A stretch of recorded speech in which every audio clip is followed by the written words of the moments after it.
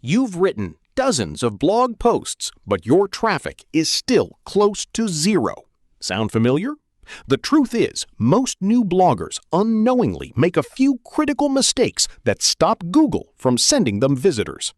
In this video, I'll show you 10 blogging mistakes that silently kill your traffic, and more importantly, how to fix every one of them.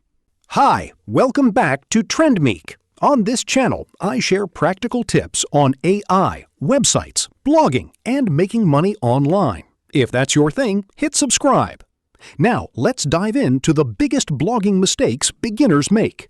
Many beginners write about topics they think people want, instead of topics people are actually searching for.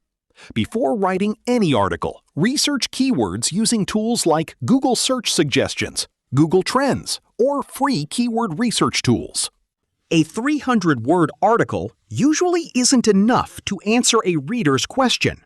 Focus on creating detailed, helpful content that solves the user's problem, instead of trying to publish as many posts as possible.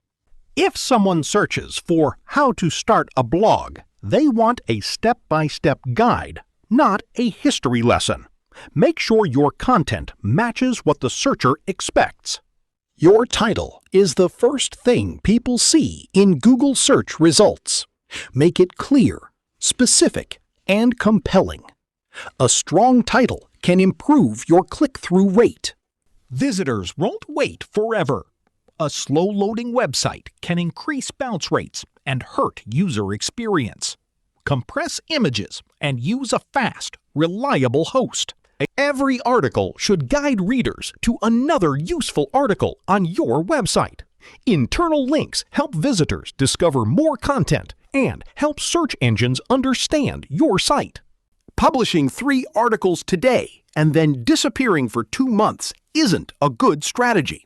A consistent publishing schedule helps you keep improving your website over time. Large image files can slow down your pages.